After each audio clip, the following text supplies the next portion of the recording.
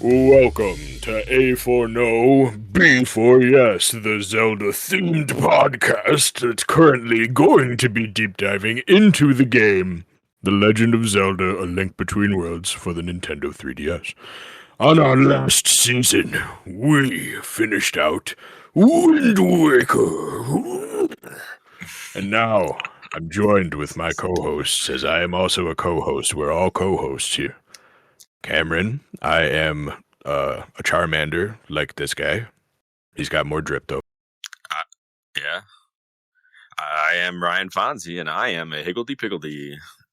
And I'm Anthony, and I'm a captain of the Hyrule Royal Guard. So, get out of my way. And wow. All right. Well, so as you may have guessed, here on this episode 100, but first episode of season 8, we are covering A Link Between Worlds. We did announce it at the end of last season, but for those of you who haven't listened to that, welcome aboard. This game is really something. First impressions, I guess, jumping right into it. Two things I want to note before we even talk about the story. One, this game looks about as good as Echoes of Wisdom, and in a way that made me really feel bad about Echoes of Wisdom. Like, as I was playing it, I was like, this looks sharper than like the modern setup for Zelda, and I don't know how I feel about that. And two, this game's got a problem with Street Pass. Like, it's one of those things that like they were clearly trying to push at the time. And it kind of hurts the game quite a bit because of how all the NPCs are like, "Hey, have you tried Street Pass?" And I'm like, "It's dead. Street Pass is dead. You need to let it go." Like, I'm not even on a device that's capable of Street Pass, my guy. Yeah. So that was a little bit rough running into. But other than that, we have this beautiful handheld Zelda title.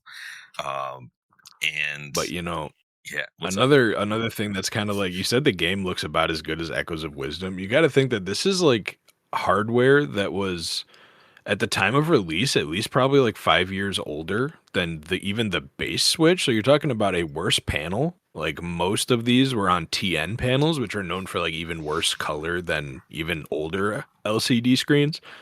And it's still like, dang. And I'm looking at it in 4 times resolution scaling.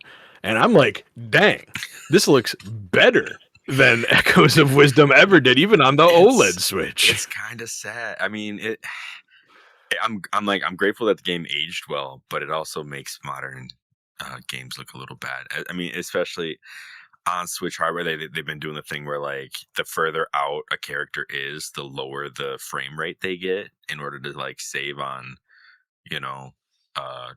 bandwidth or whatever, resources. And it's become very obvious when you're looking at a top-down game where that's not an issue and everything is just smooth all the time. There's some visual effects that take place like right towards the end of the segment we're going to play today that I was like, okay, wow, like I'm still impressed with this game. What is it, like 15 years later or something? This game's been out for a while. You could almost say that as Tears of the Kingdom, or I guess it would be Breath of the Wild, was pushing the quote-unquote Switch hardware, you could say that this game was pushing the envelope for the 3DS hardware and what it was capable of running back in the day. Yeah. And also, I've never played this game before. I think you both have. So this was a fresh spin on me, and I enjoyed Echoes of Wisdom. I know we're kind of talking a little bad about it right now. Oh no, good game. But I enjoyed it for what it was and like the story. And I was like, this is a really interesting story. Like, it kind of feels a little bit like a Link's Awakening, where it's like small town country setting. And then Minish Cap kind of had that beginning too. And I really enjoyed both of those. And so now I feel like this game has roots in the Link Between World. I almost forgot what we were playing. And so this game took me by surprise with how good it felt just right off the get-go. The controls. I have my new controller, so I no longer have the Link's Awakening like playing on the little emulator phone pad anymore. I have a actual handheld controller, and the game felt so crisp and smooth. All right. And I'm impressed from a DS game.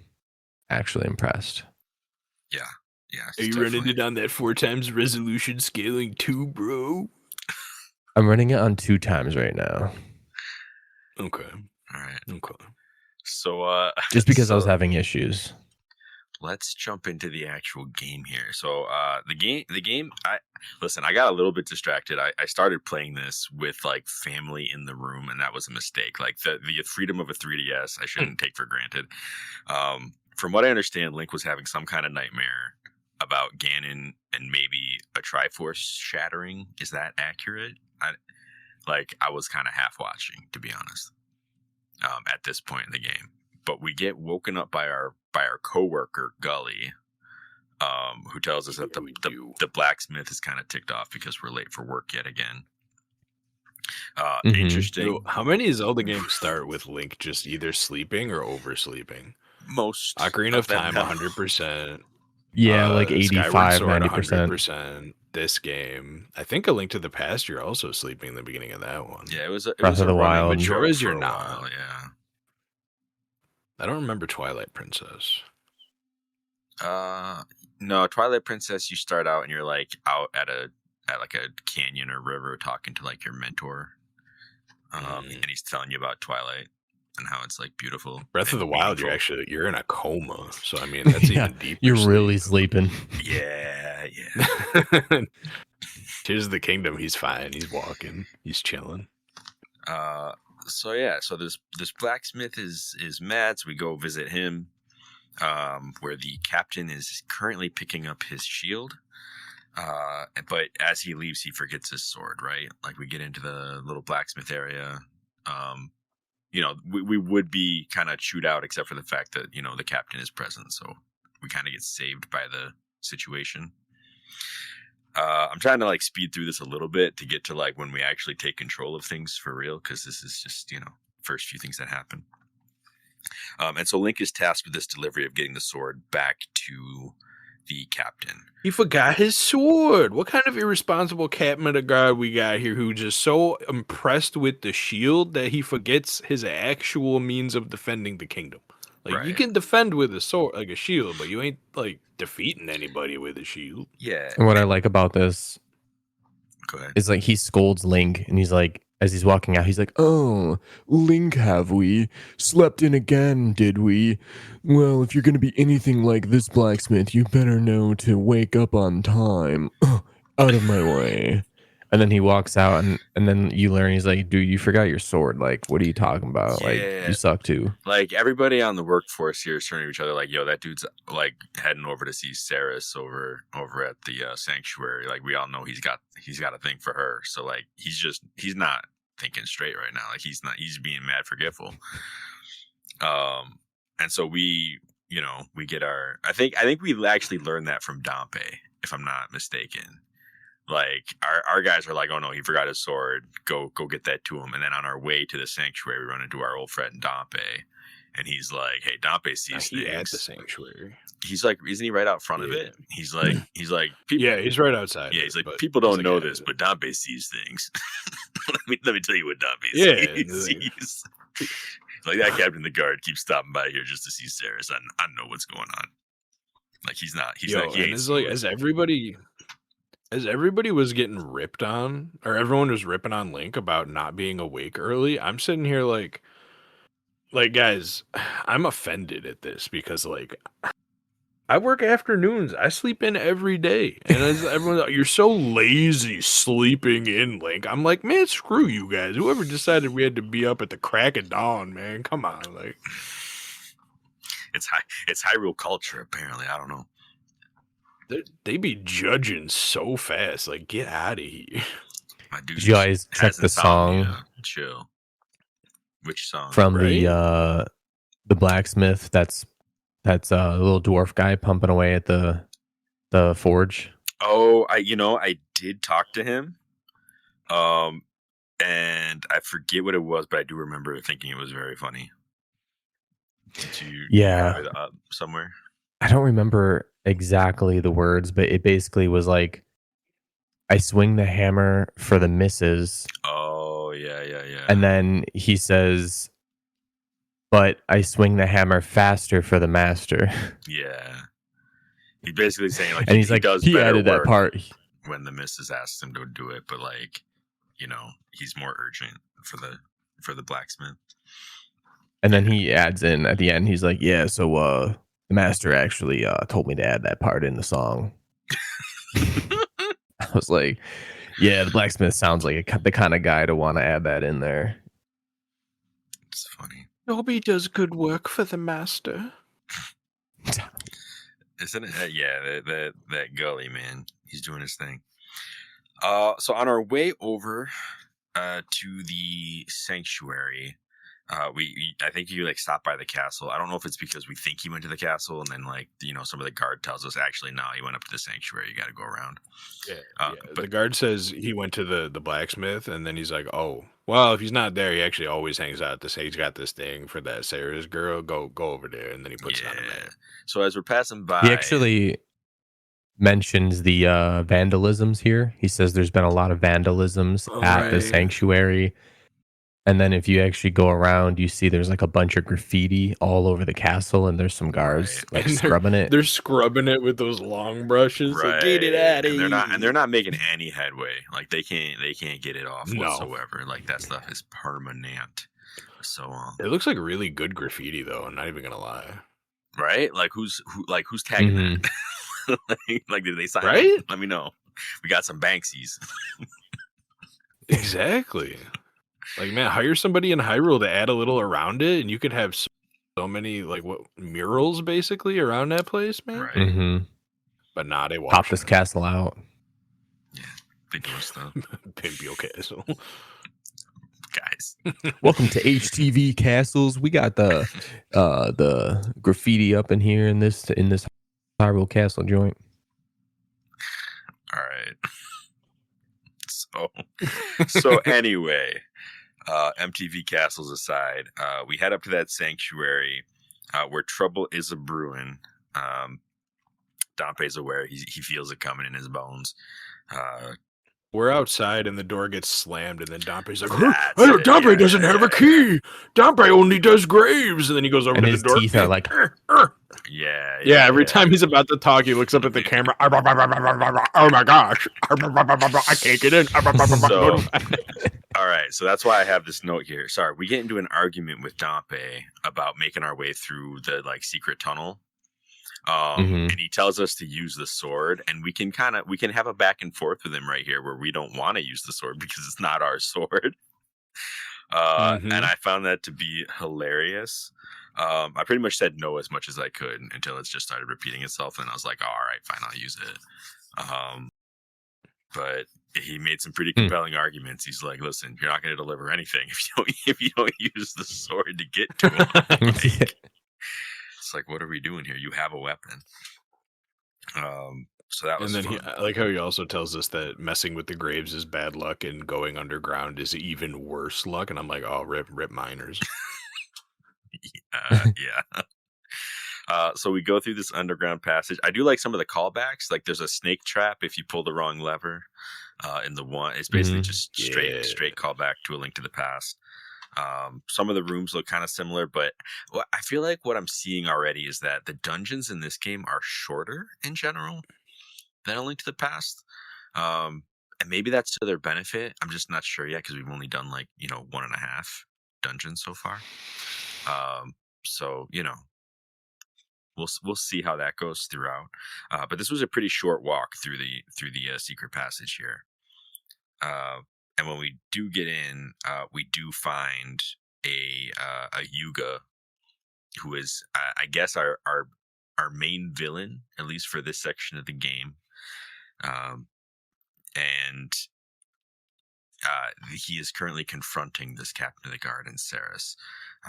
He makes a statement about how he's looking for perfection.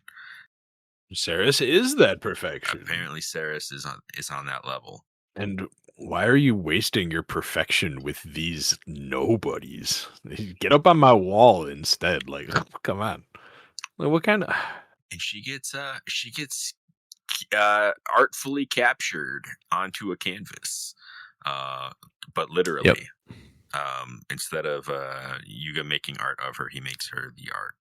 And so this is like Yuga's main thing, at least, as from what we can see. Like, it's just, he straight up like has like the chalk zone chalk. He turns people into pictures, and it's like, it's what he does. The callback. I'm getting Girahim nephew vibes. Girahim's nephew, like his great nephew. Yeah, that's what I'm feeling. Who went to art school. Yeah, I mean, he needed something else. Couldn't follow in his uncle's footsteps. And we get called a worm and told to just go wriggle off like a worm. Don't we get knocked out? I love how we do. We go chasing up at him, and then he zooms himself back into the wall, and Link just full on runs headfirst into the wall and knocks himself right out, and then we get kicked to the side like trash. That'll do it. It's so funny too, is the priest who's on the ground is like, "No, Link, don't. You're not powerful enough." And then Link just runs into the wall. Yeah. So Saris gets wrecked, Captain of the Guard gets wrecked. We end up getting woken up by the priest, who's like, "Oh man, if Yuga's looking for perfection, for sure he's gonna go after Princess Zelda. We got to go warn her." I don't even remember the Captain of the Guard even being in there. No, the Captain of the Guard was nowhere to be seen in that whole cutscene. He just kind of talked about him before we went in, then, because he was in there. Yeah, he was like, I don't remember us waking up in the sanctuary. Like, I thought we got woken up, and that's where Rivali was, or Ravio wakes us up. Yeah, you're right. Yeah. So how do we get the warning from the priest then? Is that before we? The run priest into the is wall? inside the sanctuary. Does he say that? It might have been before we ran into the wall. Yeah. Okay, gotcha. It's all coming together now. Sorry. So this, up until like we meet Ravio, I played like 2 or 3 weeks ago, which is why my memory is very spotty on it. The rest of it I played today. So hopefully after this section, I'll be a little bit smoother with my takes.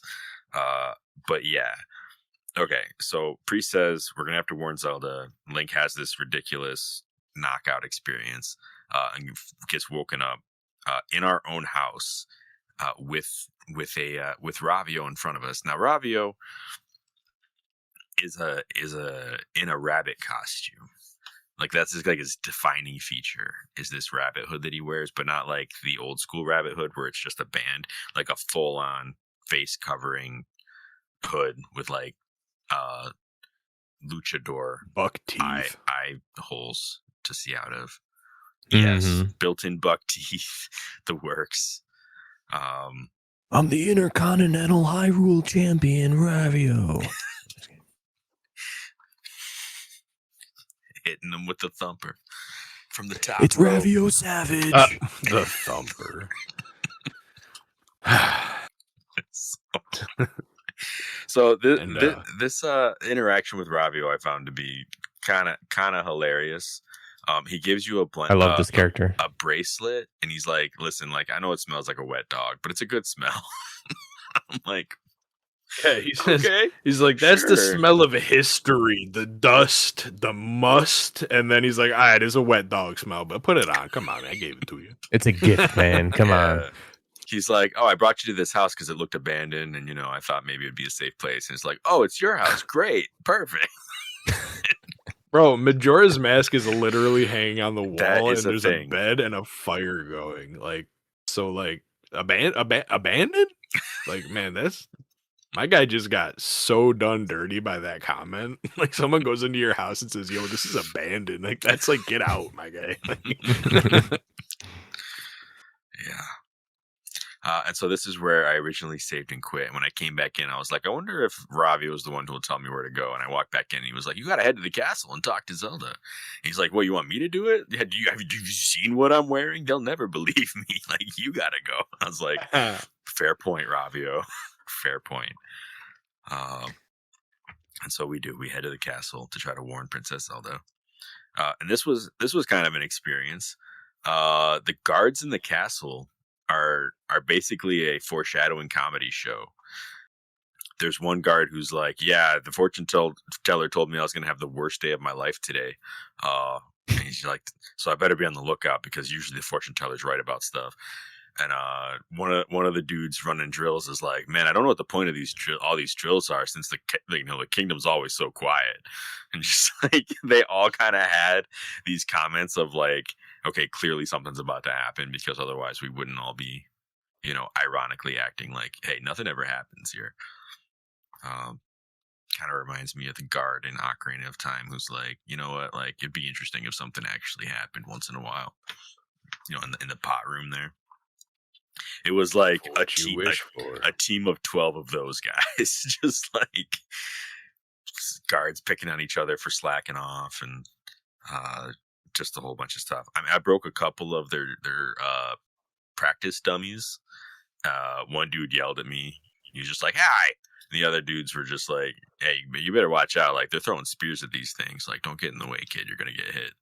So that was fun. There's a few guards you can't talk to until after you actually like get up to Zelda. But let's talk about that, I guess. So we go up to like the main door to the castle, and the guard's like, so what do you say? Like, you want to get in here? Like, I can't just let you walk in. So you tell him the news about the captain of the guard and Saris, and he doesn't believe us. He's like, yeah, there's no way that you're telling the truth right now. Like, that's ridiculous. And all of a sudden, Impa comes out the door. And she's like, what's all this yelling about? And so the guard's like, can you believe this kid? He's got this whack job story. And like, Impa's like, that does sound pretty terrible. We should probably take that straight to Zelda. And the guard's like, oh, all right, I guess. Whatever. And so we are given our audience with the princess. Not yet. First, we're told to wait until we can absorb all the lore the game wants us to know first. Right. Yeah. So we get left behind in, Awesome in an art gallery because this game is very much about the art. And we get, there's like a little like guide so you know which direction to read in, but I'm pretty sure you can just jump to the 5th one if you want to skip it all. And so if you go through, it tells the events of A Link to the Past. Link to the Past. But it also tells them in such a vague way that everything that is said could also apply to Ocarina of Time. Like nothing is like that specific, which I'm wondering if it was intentional or not. Like if they were like, hey, let's not make it like perfectly this one game. Like let's try to still make it sound like a legend that you've seen a couple times. But yeah, it was cool to see that. I can't say that there was anything special that I was like, oh, that's weird that they did that. Other than maybe like calling him Demon King Ganon. Like that felt like maybe an unusual way to call him out. It's almost like a Breath of the Wild call out instead of a Link to the Past call out, but that's not really that important of a detail. Everything else, I do have to say though. Yeah, what's up? I like this as the way that they introduce like the story. Instead of the game just starting with some mandatory cutscenes of the people, all the bad guy to all the hero left, all the Triforce. Like, I mean, that's great, but this gives you the option that if you've already played the game, you can skip like 90% of it. But it also feels like it adds an interactiveness to it, where you get to like see this picture, and then it gives you some details about it, and it gives you all of that in a way that doesn't feel like forced exposition. I appreciated that. Yeah. No, I definitely like that too. I mean, I think that especially like having the context of like, hey, this is the history of our kingdom. Like, go ahead and look at this while I go talk to the queen. Like, it made sense, like in the context of the game, in a way that I thought was good. It's funny that you mentioned that because like Tears of the Kingdom, when you're like in the very opening and you're going down into the cavern, it's almost a similar situation where it's like, oh, hey, there's like some art on the wall here that's supposed to document our history. Like, what is all of this? And it doesn't like call out a different game or anything, but it does have like that, like, hey, this is built into the world in a smart way. Aspect yeah, to and it. that's also very artwork reliant. That's murals versus paintings, and like you even have to take like some bombs and blow up no, that's later. You go back and you find the rest of it. You can only see what's available to be seen. Yeah. But there is like a part that's hidden that you have to even go back to get more of the story that you miss, which is also like a cool, like, oh yeah, I remember the beginning of the game here. So we get this Now we history go to meet lesson. Zelda. Yeah, and Impa comes back and brings us in to see Zelda. We have a little catch up about dreams because we've been having similar dreams, kind of like, Ocarina of Time Zelda and Ocarina of Time Link had similar dreams. It's like She says, very, very callbacky scenario here. She says, "You're very unfamiliar to me. Like I don't know you, but I dreamt about you." And then she's like, "Well, you dreamt about me? Like, oh, stuff's moving. Like destiny be working right now. That's okay." Yeah, it was and in fact they threw Zelda's Lullaby in there too. In a way where like I know I mentioned like the paintings that we looked at could have been either game, but it almost feels like they want you to think of both. Like they don't want you to just think of A Link to the Past. Like they almost want to call back to Ocarina of Time as well here, which I thought was a really interesting choice. And I think maybe the idea is that A Link to the Past Zelda wasn't like active for most of the game. So they're trying to say like, hey, you know this character, you just don't know her from the game that this is a sequel to, so we're gonna like kind of mix her into this game from a game where she actually like was there, and that way we can kind of like build off of both of these titles in a way. Like we're gonna pull in some characters that into a game that where they really just weren't used well before. So again, some clever stuff. It's a smart way to kind of retroact it because Link's Awakening came out before Ocarina of Time, and I think the way that they did that and handled it was really good. Yeah, like most of the time, like I feel like most of the time they're bad at doing that, and they just kind of like do something completely opposite, like Breath of the Wild, for example, or Wind Waker being like, or Twilight Princess even. Zonai. Yeah. Because they even So did I think like it was the a smart classic way. Zelda turnaround. Like when you first get up to her, she's looking the other way, and then she like turns her head and then fully turns around when she sees you. Just like it was almost like frame for frame Ocarina stuff. Yeah, it was cool. She gives us a pendant of courage. An important pendant, apparently. Surprised. As Impa's like, very surprised. That's like a family heirloom for the royal. You're just gonna give it to this kid who's talking about people turning into paintings? Like he sounds like he just woke up and doesn't know what's going on. It's like I saw him in a dream, Impa. I need to give him this pendant. Like, and Impa's like, we have another prophetic Zelda apparently.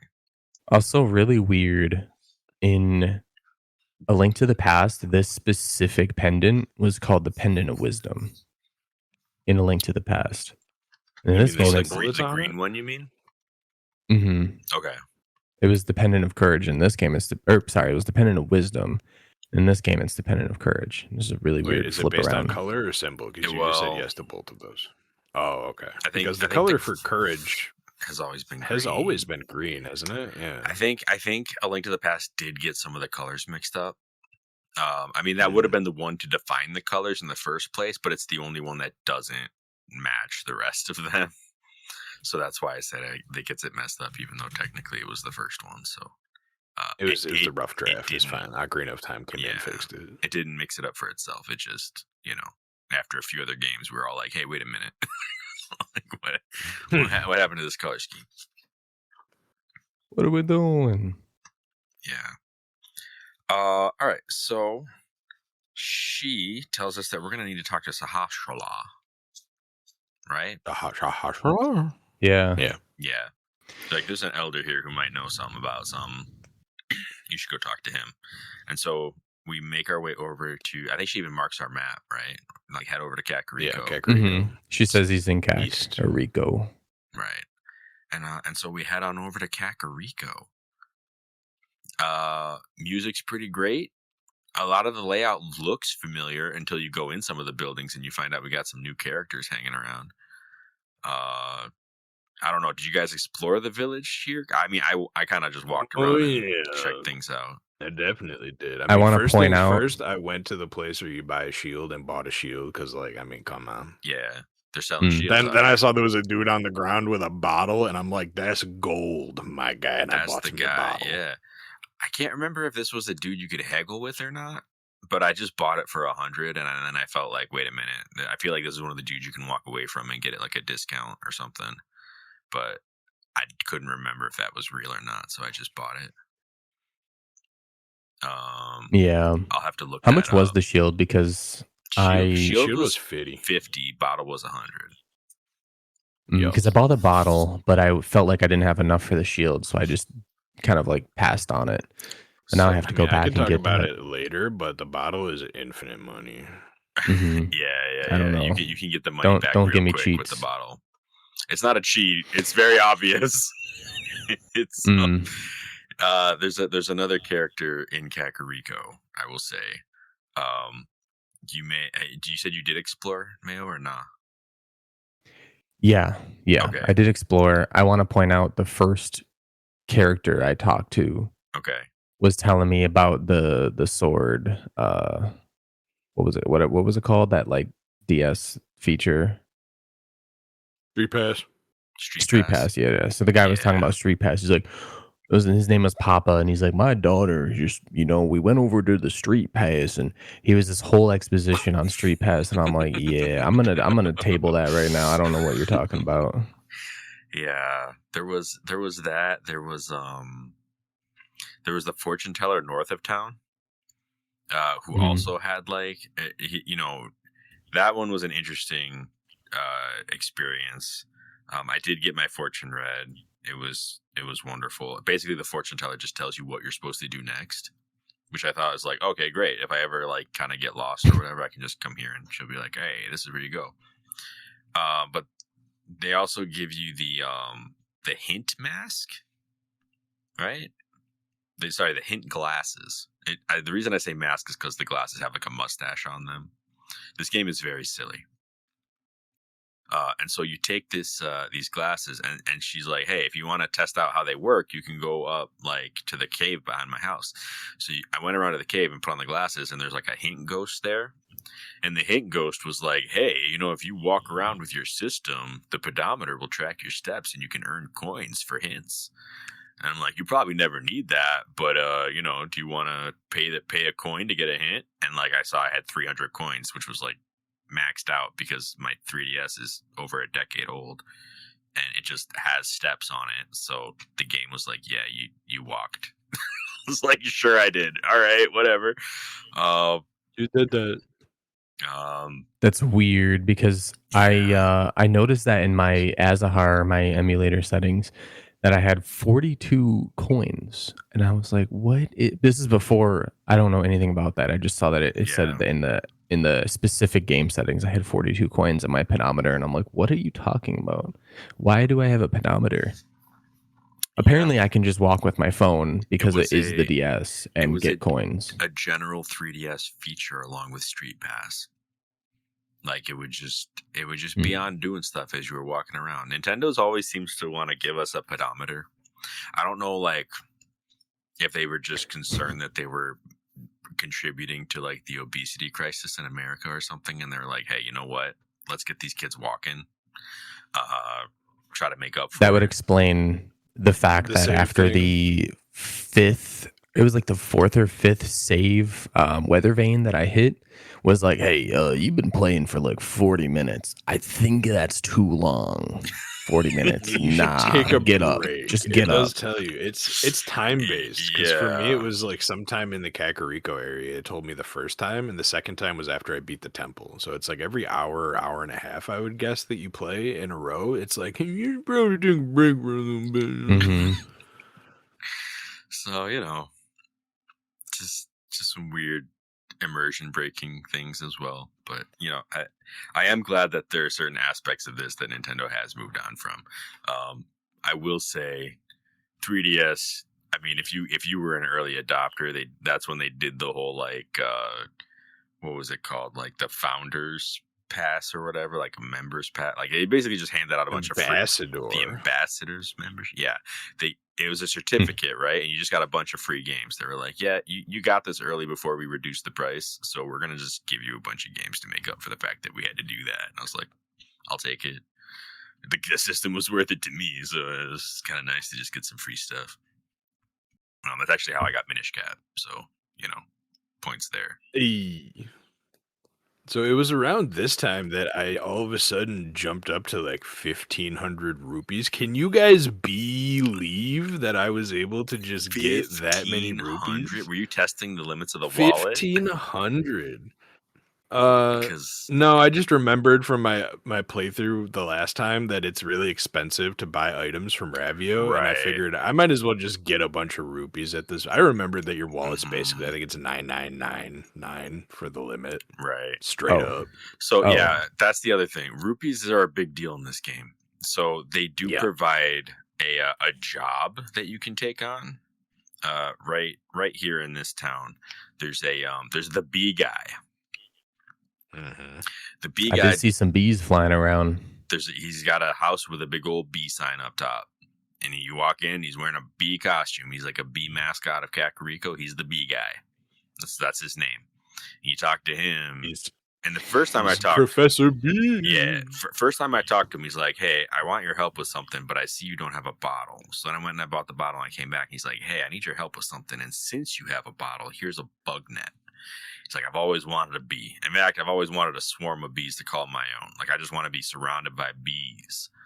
Can you go catch me some bees?" And I was like, sure, guy. I went and I made 2 trips to the bottom left of Kakariko, and I sold him 2 bees. Each one he gave me 50 rupees for, and I was like, all right, I think I'm done bee catching for today. I made my bottle back. I'm gonna go do something else. I know what I'm doing.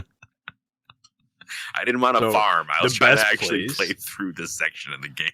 Let me just metagame you guys for a second. If you go into the lady that has the cuckoo's house and then out and head to the left, there's this nice giant like chunk of grass. And not only will you probably get around 20 rupees just from clearing the grass, if it happens to give you a bee, which it does pretty often, you get another 50 on top of that. Yeah. So that's I was making bank. That's the trip that I did twice before I was like, that's enough for now. I'll come back later. So that's how you get infinite money just from having the bottle. It's literally a chore. You just keep going back and forth. I mean, it probably goes a lot faster if you have more than one bottle. just saying. But yeah, it can be Sounds like a lucrative way to get rupees when you need it. Yeah, sounds fun. Sounds more fun than is the word I would use, but it's functional. I'd catch bees any day over fusing kinstones. Oh yeah. Oh yeah. Sorry if Luigi watches this, but oh yeah. All right. So other than the bee guy, we talked about the bottle. We talked about street pass propaganda. We talked about the shield. Oh, I did go back to. There's a lock. I went back to the blacksmith after Zelda because I was like, I kind of want to tell the blacksmith, that I'm not coming into work today. Was my thinking in my head, like, hey, I'm not coming to work today because I got some other important stuff to do. The princess tasked me with something, and he's probably gonna be like, you be princess hooey, nah. So I went to go talk to him, and he's like, did you get that sword for the captain yet? What do you mean that Sarah's was turned into a Peyton? Nah, go find the captain. Come on, get out of here. What are you doing? I'm like, okay, so you don't believe me. So then I went to go talk to everyone else that wasn't him, and they're all saying that Gully was missing. And I was like, oh no, my bro. Not Gully. So I went to go try to find him, and I couldn't find him. Oh. And I was sad. All right. But I found that he has like a little pouch that you can get. You can find his little pouch. Okay. And taken by the force. It gives you like an little item thing. I don't know what that's called. The quick menu item. Oh, okay. Yeah. I have not seen that. I don't know what that does. What does the quick menu item do? No, it's like, when you like assign things you can carry. Yeah. Okay. So it's a pouch is an item. It seems, at least for now, to be optional. Yeah. Okay. Cool. I did not do that.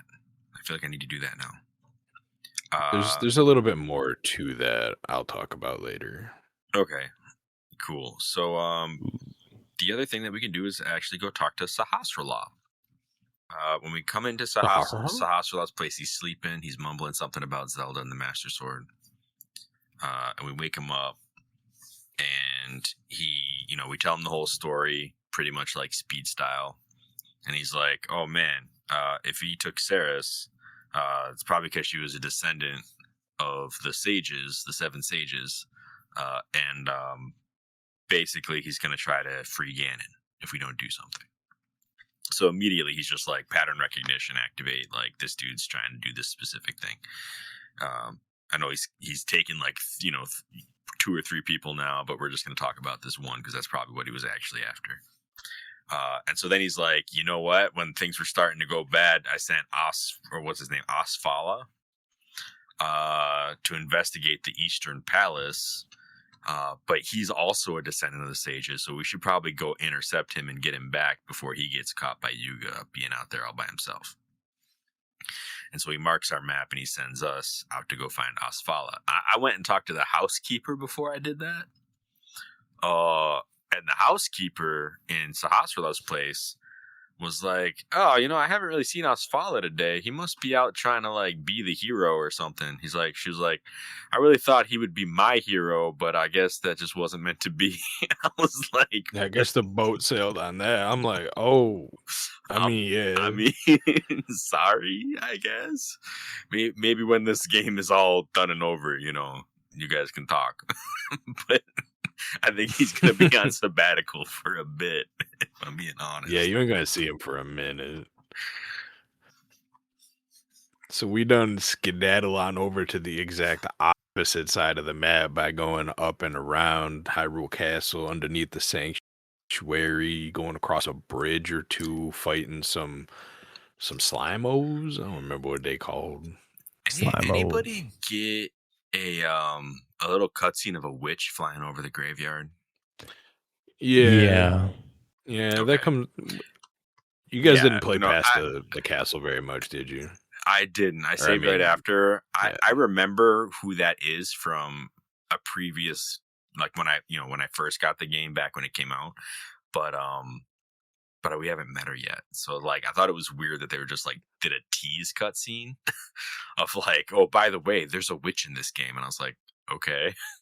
She didn't interact with us at all, but all right. I thought maybe it was trying to point something out in the area that I missed, and it just wasn't. It was just straight up like, yeah, she exists. Carry on. I was like, okay, sure.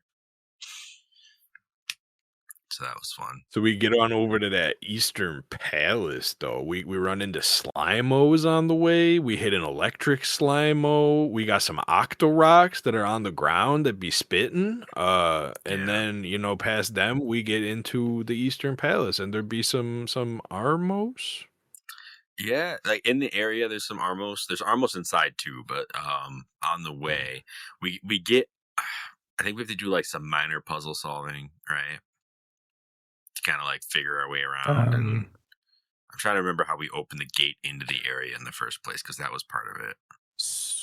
Oh yeah, we can't do that yet. We get up there and there's 2 platform, or there's a platform, and then there's 2 switches on the sides, but there's 2 purple signs at the bottom, and you kind of walk over to the sign that's got rabbit ears on it, and it says, "Hey, I have a place." I'm like, "No, you don't. That's my place." But okay, it's like to the south of the castle, we'd be renting items, and I'm like, all right, I guess I gotta go back to my house. I have a problem with that whole situation, because when you talk to Ravio, when you go back to talk to him and you're like, "Hey, so I was perusing around the Eastern Palace and I saw you left some signs," and he's like, "Yeah, so I was like planning to set up camp over there, but then there was a bunch of monsters. I was like, you know what, I'm gonna leave these signs here because I don't want to stay here anymore," and then I just like skedaddled. And I'm like, "So hold on, you're telling me that you left these signs and then you left, and then you went to find my house, and then you like rented my house, or you asked me to stay in my house?" No, he's not giving us anything for staying there. He's right. Like he's he gave us a dirty old wet dog. He's squatting at this point. So I'm like, at what point did you like come back to the Eastern Palace to change up your sign. Like, you You didn't will mention that. understand that when we get later in the game. Yeah. Okay. You never. Okay, wait, hold on, real quick. So you've never played this game before, you said, right? Like at all? Like, so you have no idea what Not NES at is? all. Okay. No idea who Cam, anything you is. have though, right? You had the 3DS pretty early, like I did. I We know what's both went going through on. it. So I think this was one of those games that we talked about in school because we both, were just chilling with our 3DSs back in the day. But yeah, there's a lot. This is a really cool game for that. Like, I'm gonna try not to spoil anything for you, but it's gonna be hard because there's a lot, and it's like after you play the game once, it's all very obvious. But like until then, it's just it's so that wasn't like a cleverly misstep done. by the devs, that's not a because misstep. like I was like, that doesn't make any sense that he left a sign saying that he already had a house over here that I guess he didn't have to yet. put it we in didn't a meet him not yet. very spoilery way. Ravio knows more than he's leading on because of reasons. Yeah, it's very likely that Ravio was always planning to have I mean, he pretty much outright tells us when we go and visit him, after we find those signs. Because he makes it up this whole story about like, oh yeah, I was gonna set up shop there, but then I didn't, but then I came here. But that's a lie. If I'm being just completely straightforward, like if I'm reading this scenario, even as a first time player, like he was always like, yo, I got this house where there's no monsters, I'm gonna set up shop. And like that was his first business opportunity, but like he's given us a sample. So we get back to the house and he's like, hey, normally I would charge for this, but I'm gonna give you a freebie in this case. And he gives us, a bow to go and like open up the gate. Crazy in the beginning of the game. First item is a bow. Like, what is this? That's powerful. That's awesome. Even the thing, he was like, hey, what symbol was on the sign over where you saw the signs? And we tell him it was the bow symbol. And he's like, oh, and you're going to need this, let me tell you. So like my dude's already kind of got it lined up. He's like, let me go around the kingdom here and like check out the needs of different like areas. And then I'm just going to put up some rental signs for the equipment that you would need. So like he's scheming. He didn't set up the door, but he knew what he was doing when he put those signs out there. Ravio is like the so top we get nook a of this game. Okay. And yeah, we get a bow. It's got a little like rental Ravio hood on the bow, which is hilarious to me. Just the and we also get we get a rental meter too. Oh yeah. It's like a magic meter for our items, but that's perfect for a bow because then you just have infinite ammo. It's just on a timer. Yep. Clever system. I was very happy with that when that came about. Mm-hmm. And we can take this boat back to the palace. When we get back there, there's this is where it's like a little bit of a maze, but not really. Like there's like a couple places we gotta jump down and get around to get to the main door. And when we get to the main door, we find Osfala just chilling there, and he's got a Ravio sand rod, which to me was very comical, given that I just got the bow and saw how Ravio marks things that are still his. And then this and I love how Descendant of the Sages is like, I got this, I'm invincible, and it's got a little Ravio hood on it. Like, bro, you renting that? Like, business is booming over at Ravio's place. Oh goodness! Yo, nothing's gonna stop me. My man is so full of himself. He goes, "Oh, someone thinks that they're gonna get me. He can turn them into paintings. Like this guy's obviously got magical powers. I got this sand rod, my guy. I'm invincible. He's get out of here." And he goes in. It's like, bruh, I'm trying to help you, my guy. He just so passes me off. I'm sitting. He's out got here. the Timu cane Apache. I've already, he does. Like having played the game before, I'm like, bro, there's not even sand in that temple. Like, what are you gonna do with a sand rod? That's not how that works. Man, oh god. now I'm seeing Ravio as an evil genius over here. Yeah, Ravio's just business like, you don't empire. need sand for the sand rod, just like use it, you know? You And just he's like, make all sand. right. You're basically become Gara from Naruto. Hey, Osfala's like, who's that? He's like, don't worry about it. It'll get you into the Eastern Palace, no problem. I'm wondering where the sand rod signs were for Osfala. Like, where did he run into those? yeah. Or how did he even get up here when we needed the bow to get up here and all he has is a sand rod? He had the sand rod though. He had the sand rod. Mm-hmm. He made sand stairs. Yeah, so we follow him into the palace. And this is like not quite cut and paste or copy paste, but it's pretty similar. Like the whole thing is, at least for now, is a callback to the Eastern Palace and A Link to the Past. It's good. It's fun. It's pretty simple. Again, I like the graphics. I wasn't too Good stumped. puzzles. I was really happy that there were like secret passageways. Like there were places where they did the perspective thing, like the top and bottom floors where you can like walk under a walkway and it would like lead you to a room that you couldn't normally find. I was like, that's good. There was like an elevator trick that did that too, which I was like, huh. Like they actually went for it with the elevator. Like you can actually kind of like sneak underneath it and like find a new room. Like one of the elevators, there was like, it was clear that there was a path to go when it was high, but when it was low, there was like a hidden path off one of the sides. And I was like, that's pretty cool, game. Didn't expect that. But yeah, a lot of it, I mean, there wasn't anything like crazy. I got, I think, 2 monster guts in the temple. Like those were the most like valuable hidden things. Everything else was just like a rupee of some kind. So, which is great. Yeah. For someone who has 1,500 rupees, you know. Yeah, I mean, you know, in most Zelda games, I get up to like 500 and I'm like, I'm good until I spend some. In this game, I'm just like, I ain't at 3K. I ain't feeling like I'm there yet, though. Right. Like, Well, here's the like Mayo doesn't know what the prices are like yet. You're kind of, I mean, you're giving him some helpful hints. Like, yeah, when we get to the point where we're actually renting from Ravio, like you gotta have bank. Like you need to keep up your rupees. Like that's a thing. But his rental system becomes a legit rental system. Like he tells you outright, like, hey, if anything happens to you, I'm going to take that item back. And that's kind of that's one of the warnings we got from Luigi too on our, episode 99 was like, hey, watch out for that rental, that repo bird, I think is what he called it. So yeah, like the repo bird will come and take all your stuff if you like anything that you have rented that you don't own. There's a system where you can like pay extra and actually own the item, but the rental prices are a bit nicer. It sounds like Cam's going for straight ownership every time, based on, That's a lot of bees. It's a better way to play the game, though. You don't want to just keep throwing money into the rental system if you can help it. Yeah, don't lease your vehicles, like. No, I'm saying like not in this game, not in this one. No. Right.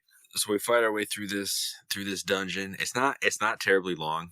Took me like 10, 20 minutes, somewhere in there, to play through it. Yeah, that sounds about right. There was one thing that stuck out to me as a little funny. There's like a path towards, I think, the beginning. There's like a path of rupees with some green ones and a blue one at the end. And as soon as you get the blue one, a wall shoots out and pushes you down into like a hallway with boulders going on it. Oh yeah. And I was like, you sneaky little dogs, you. They hit me. That boulder hit me. One of the first things one of the first rooms, there was a switch that made like a bridge come down, but it came down from the sides and you walked like across it, like, perpendicular to it. But I had my thumb on the forward button to go step on the switch and I hadn't like stopped moving Link yet. And so like, as these things were coming down, they like clipped Link's head and like just shoved him into the pit, and my dude like fell through, screamed, and then popped back out. And I was like, well, I guess that just happened. Took some minor damage for it, but it was silly. The setup was just like it pinched Link into the pit, which I did not expect to happen, but yeah, that was interesting. I did get launched into the ball pit too. That was funny. The game worth it for the rupees though. Yeah, it seems to have a way of doing that, of being like, okay, you've committed this far, we're gonna show you that this was actually a trap, which I'm excited to see if that continues as a theme through the game. I'm hoping it does. Low key. I don't remember. It's been a long time since I played this. I only played this game once back when it released. Gotcha. Same here. I don't think I've ever actually gone back and tried to like play it again, but I think I did like a completion. Like my old file has like full hearts, so whatever I did, I was definitely into it at the time. I mean, since we're gonna get it kind of soon, I guess I'll just say that there's only a couple things I remember about this game specifically. One is like I'm gonna need mad rupees, and the other thing is I remember getting really stuck at a couple parts because my brain couldn't remember the art system, like the go on the wall system. So I'm looking forward to seeing if I don't have that problem this time, where I can actually like be like I can do that and think about the puzzles in the landscape with that in mind, and not run around it for 30 minutes and then be like, oh yeah, I can do that.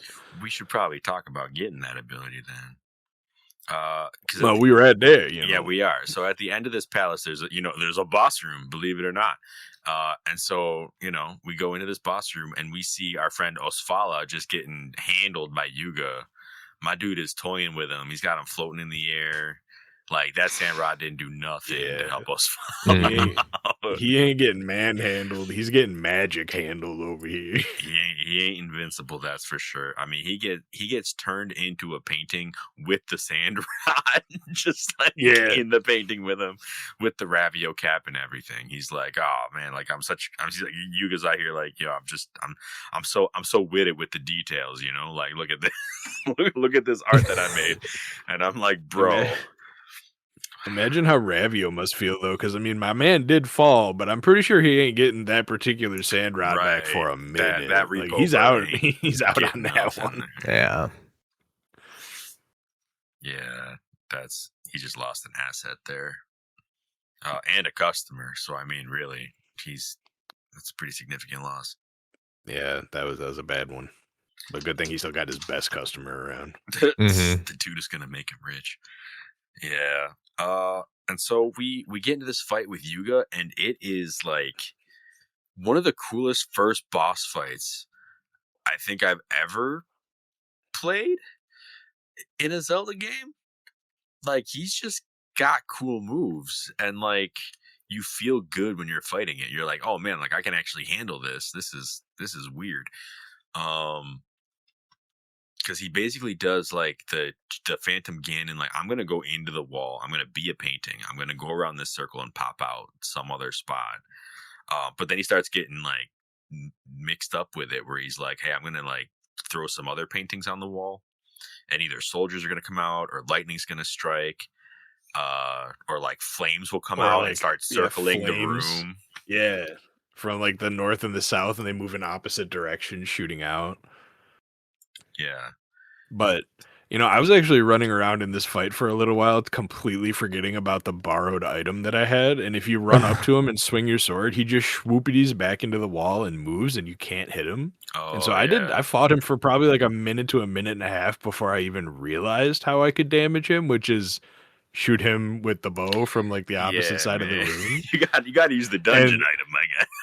I know, right? Yeah. And as soon as I figured that out, every time he popped out of the wall, he didn't even get his magic off before I sniped him and ran over and bam, bam, bam. And then he popped out again and just sniped. And he didn't get another attack off for the rest of the entire fight. Sure, yeah. And that Ravio meter, like in the boss fight, I was thinking like I was going to have issues with it because just like spamming arrows, but that thing regenerates really fast, and I cannot see that ever being an issue, like using items, unless like it takes the whole bar for some reason for like one. Yeah, some items are more resource heavy. I think the bar is more for the wall ability, because it's like it's a timer. You got to figure out where to go and get there on time. And there's actually like, I think there's some combat scenarios where you need to like go on and off walls to like be successful. So they give us a little demo of that right after this battle, because At the end of this, after we've hurt Yuga a few times, he gets frustrated and he's like, enough of this, and he turns us into a painting. He turns us into graffiti is actually what he does. He doesn't honor us with a frame because we're not perfect. We don't get no frame. We're a worm. And also he doesn't expect us to survive this. Like, he throws us on the wall and he's like, for all I care, you can rot here. So he's thinking we're going to be like some of his other graffiti where we're just kind of stuck in time forever. But what he didn't see was that we have a musty dog smelling bracelet that's going to save our lives. Yeah. Yeah. Totally shocked, by the way, that this occurred. So we escape from the wall. And what I think is hilarious about this moment is that the game does not care to explain anything about this. It's just like, hey, that bracelet Ravio gave you saved your life. And also it appears you can now go on walls. The end. Like, it doesn't even tell you like how to or what to do. It's just like, hey, you're good. Also, you got a thing you can do. I'm like, okay. You just roll with it, and then you can escape and make your way out of the palace by turning flat. A crack in the wall. Yeah, by turning 2D and going through a crack in the wall, which is actually how Yuga got out too.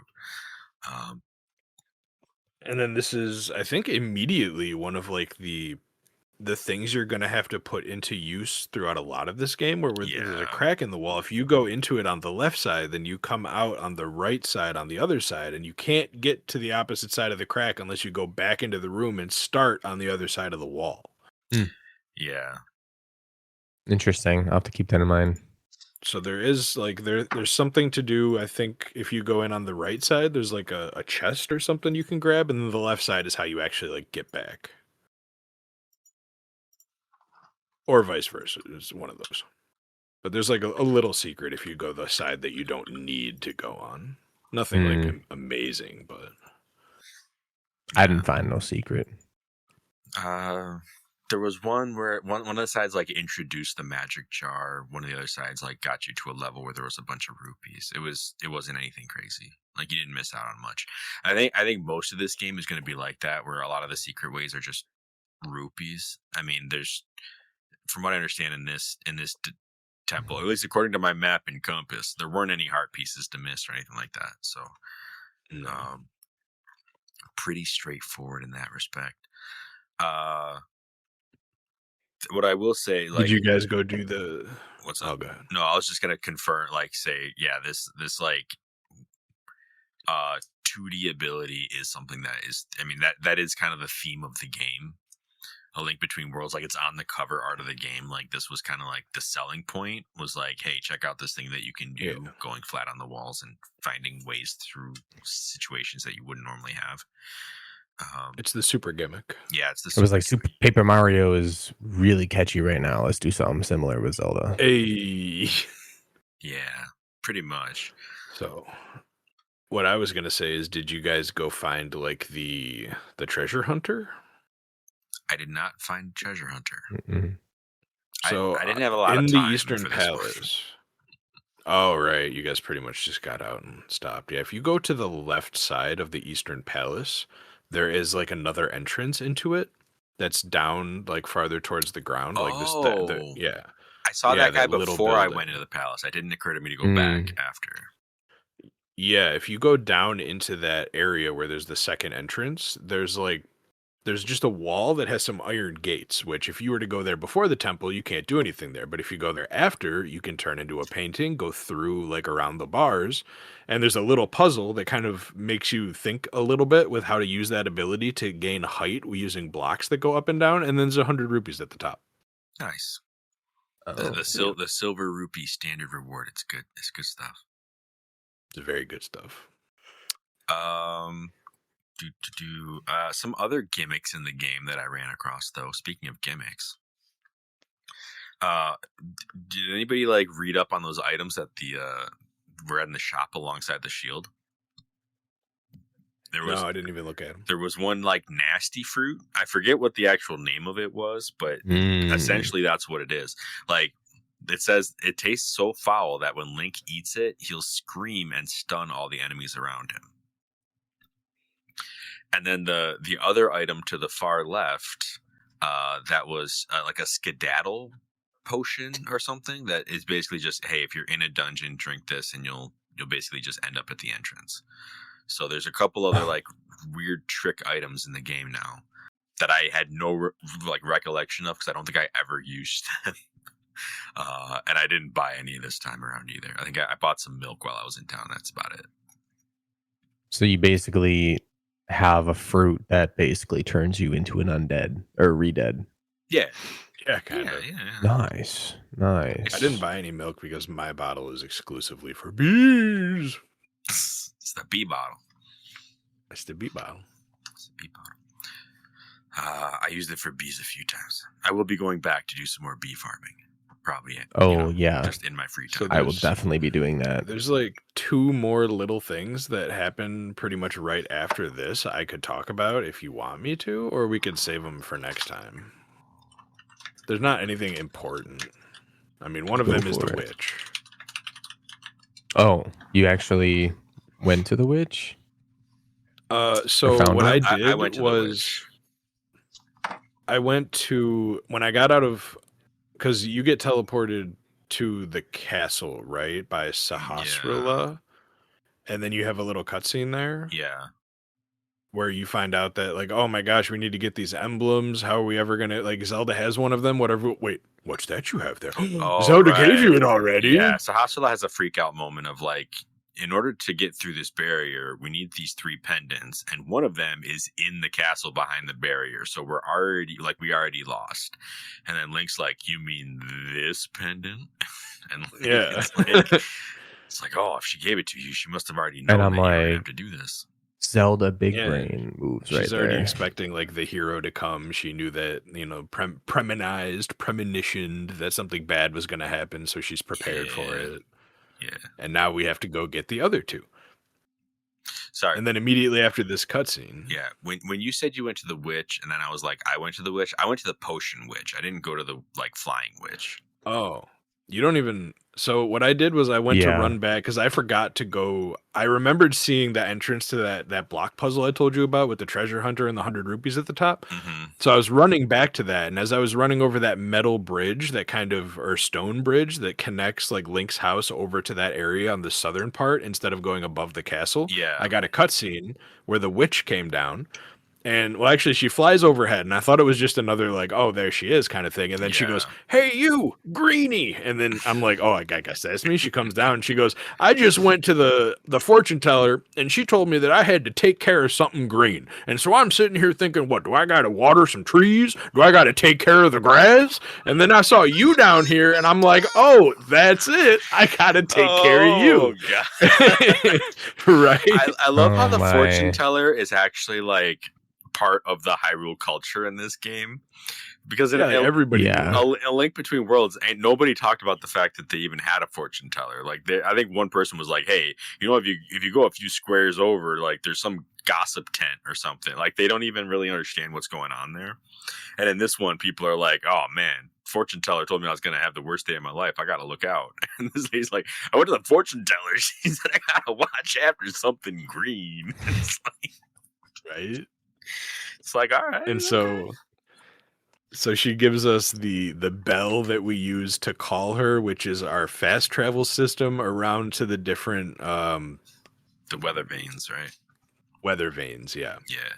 And so then I immediately called her as soon as she left to get to the Eastern Palace just a little faster because I'm just going to take advantage of her all. Can you take me 1 square to the right? I'm really not feeling it today. Yes, exactly. Wow. And then the other thing that happened was I went back to Ravio and talked to him, and it was nothing really that special that happened there. But when I left the house, I saw the blacksmith's wife was walking around looking for Gully, and that was when she said, I hope he didn't get lost in the woods to the south, which is why earlier in the episode I said he was eaten by the woods or taken by the woods, because it's telling you that you have to go to the woods to the south of your house in the blacksmith house, and that's probably where he is. Gotcha. But I haven't gone to do that yet. I just saw the cutscene telling me that's where I had to go for that. Interesting. I didn't get that cutscene. She said something completely different when I talked to her So I talked to No, her. I didn't talk to her. I left my house and she was walking south of my house yelling out for him. And then she was talking to Oh, herself saying, I right. hope he didn't get lost in the woods. It was a totally separate cutscene. Okay. Right. And I didn't even find that pouch you were talking about. So you don't need that to trigger the cutscene. Gotcha. But you might have to do the witch first because I'm pretty sure that was after the witch. I don't know where the triggers are. Okay. I think there was like a couple of NPCs that I forgot to like mention or talk about. I'm trying to remember. There was a dude in Kakariko. Sorry, there's a couple guys in Kakariko I want to talk about because we didn't talk about the milk bar really. I know I mentioned I got some milk. Oh, yeah. But in the milk bar, Talon is there doling out milk, kind of like in Majora's Mask. I think one of the guards actually said they were a regular at the milk bar or something like that before you got there. There was a guard in the milk bar for me. Yeah, there was. There was one. I'm just taking a break from my... Don't worry about it. Yeah, right. And I love how like you go to the bar and there's a customer just at the bar and you talk to him and he's like, "What are you trying to talk to me? I'm trying to drink milk. What do you want from me?" Like, bro, you're not drunk. Like, you're drinking milk, dude. Like, what is this? I'm strengthening my bones over here. You bothering me? I tried to get when I first went in there. I tried to get a bottle. He's like, "Oh, you don't have a bottle." I'm like, "Yeah, you're right. I was hoping you'd give me one." I always am. It's a BYOB. Did either of you guys pay for the song from the Bard? No. Oh, come on. Forget about that guy. I talked to his friend actually first, bro, and he's like, "Bro, why are you talking to my friend? He's mute. He's shy. Yeah, shy, not mute." And then he's like, "You want a song?" No. So if you pay for the song, it is the Legend of Zelda theme song, but done on like a mandolin and a flute in a way where it sounds like Green Sleeves or something. Like it's actually a really nice version of the song. Like you listen to it and you're like, oh, like this is what I would expect out of like a medieval tavern kind of situation. It was pretty cool. I'm probably never going to pay for it again because now I know what it is, unless I just feel like vibing for a minute. But yeah, that's what that is. Okay. I might go back, get a milk, get a song, and just chill for a couple minutes. Sounds like a good time. Get a milk. Just if there's a Mothula in this game, yeah. If there's another Mothula, I know what I'm doing after I beat that fight. You're gonna bring that skedaddle fruit just in case. You get down there, Mothula. All right, we out. Let's go get a milk before we hear some songs. Yeah, strengthen them bones again. Handle them spikes. I just remembered something. What's that? When you're in the sanctuary underground, the super unlucky place according to Dompe, there's a heart piece down there you can't get. Yeah, you guys see the heart piece you couldn't get? I probably did, but I don't remember. That was 3 weeks ago, so Is it surrounded by stones? No, it's up on a ledge that there's no way to get to the ledge. It's in the big room where you can go up some stairs and get in the second level. Well, it's on the second level, but it's way over on the right side. Stairs and turn flat on a wall. I might be able to get over there. Yes. You can now get that as I think the first available heart piece in the game that I've found, at least. Everything else has like a rock blocking it or something. Yeah, I can't wait to get power you guys bracelets. Can go back down. Yeah. You guys can go back down into the sanctuary and grab a pretty easy heart piece at this point. Nice.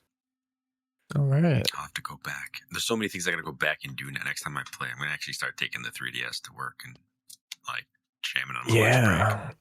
I'm going to have to start farming some bees. Today was work. All right. Yeah. I'm trying to think what else was there. There was some dude who was like mad suspicious running through town. You talk to him and he's like, "Hey kid, whatever it is, I didn't do it." And I was like, "I didn't." Oh yeah, the thug.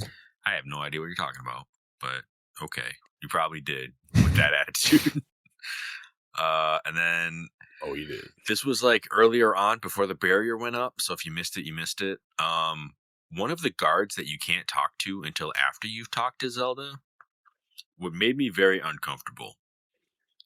He basically said, "Hey, the fragrance of the princess whenever she walks through here, like, pretty much makes the job worth it." And I was like, "Sir, no. Like, that's not okay. Like, even if you have that thought, you can keep that thought to yourself. You don't need to be telling strangers about that. Like, what are you doing? That is weird. Nonetheless, strangers, kids. Right. Like some kid who walks into the thing, Link's he's a like, yo, kid. princess smells nice. And I'm like, sir. My man wants to get paid in fragrances Chill. out here. Did you guys catch the guard or the two guards in the side channel where the one guard was just staring at the wall Yeah. and the other guard was like, "Yo, dude, this guy, I don't know what he's doing back there, but he's slacking hard." And you go to talk to him and he's like, "Whoa, sir, yes, I am on duty." Oh, it's just you. Okay, I don't care. I'm just gonna do this now. But then and I'm he's like, slacking. I'm definitely not slacking. It's like you're kind of slacking a little bit. I mean, like you in that wall though, like you kind of slacking. Did you guys find the 2 chests that were in the castle before you left? Yes. There was 55 rupees to find in the castle, as far as I'm aware. Oh Okay. yeah. Yeah, I definitely got those then. Yeah. Cool. That's all I can remember from this section of the game. I mean, outside of like everywhere you go, it seems like there's stuff to do with items we don't have yet.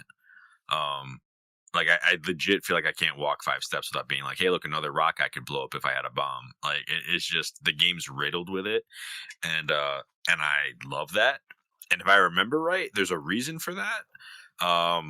Like more than your standard Zelda game. Like there's another like big collectathon side quest that is actually like for extreme benefit within the game. But we haven't been introduced to that yet. So hopefully when that comes, it'll be well worth it. Did you guys find the fairy fountain? I found the fairy fountain inside the dungeon. There's one inside the dungeon? Yeah, there was a room. Like I actually like left to go up to like the second floor, and I was like, wait a minute. And I checked the map, and there was still a room that I hadn't visited on the first floor. So I went back down and figured out how to get into it. And when I got into it, it had like, I don't know, 20 some odd rupees and fairies. Like it was a fairy fountain inside the dungeon. I found I guess what you could call a great fairy outside of the temple, like before you go up to the temple area. And I say that because all she does is heal your hearts. Like you don't get anything from her. Okay. But if you go to the right of the entrance that goes up towards the eastern, like where you're actually at the Eastern Palace, there's a cave and there's a big fairy. I saw that cave. Yeah, there's nothing in there aside from a free heal. Okay. So that's kind of like what it was in Link to the Past too. There was a fairy fountain in that area. So that checks out, I guess. I made a mental note of myself to check back to that cave. Same. I was like, oh, cave, that looks cool. Probably something good in there. I'm going back to the palace. I had all the time. I was farming bees for like 20 minutes. Had I remembered to take my system to work, I would have played it more. But unfortunately, I just did not do that this time around. But what can you do? Had my emulator not had any issues graphically, or the emulator would have connected to my gamepad controller and not had any issues for about an hour and a half until I realized that I had to install a driver into my emulator for the controller support. And then after that, I had to run another install file from, I don't even remember the app, and then that didn't work. So then I had to go back to Azahar because it was crashing Azahar. Then I found out the graphical issue. So I was fixing the graphical issue, and then probably 2 hours of that until I was actually able to play the game at like 10. So should have set it up way earlier. You know, you could try to. All right, but before we start recommending emulators, we should probably call this episode and get get off the stream, honestly. So anyway, y'all, thank you so much for listening to this episode of A4NB4Y. If you're still here, if you were watching live, congrats. This is one of our first live stream. I think it is our first live stream. It's our first ever live stream. Episode 100 special. Like we've done video recordings before, but not actually live streamed. So welcome. This was our first ever live streamed podcast recording. There will be an audio version out there. Just it's going to take some editing to do that. So Y'all. Do you want to do live stream for this whole season? I mean, if you guys are down for it, I have the the scene set up The now, setup. so I don't have to move my cameras or anything to do this, so it's really just buttons on the computer at this point. I'd be fine. I'd be fine with it. All right, cool. So yeah, just in, we'll be doing live streams this season, which ought to be fun. But thank you so much for listening. We will be back in a few weeks with more A4NB4Y. Snorlax Squad represent. Your Pokemon are so fly. Thanks, bro.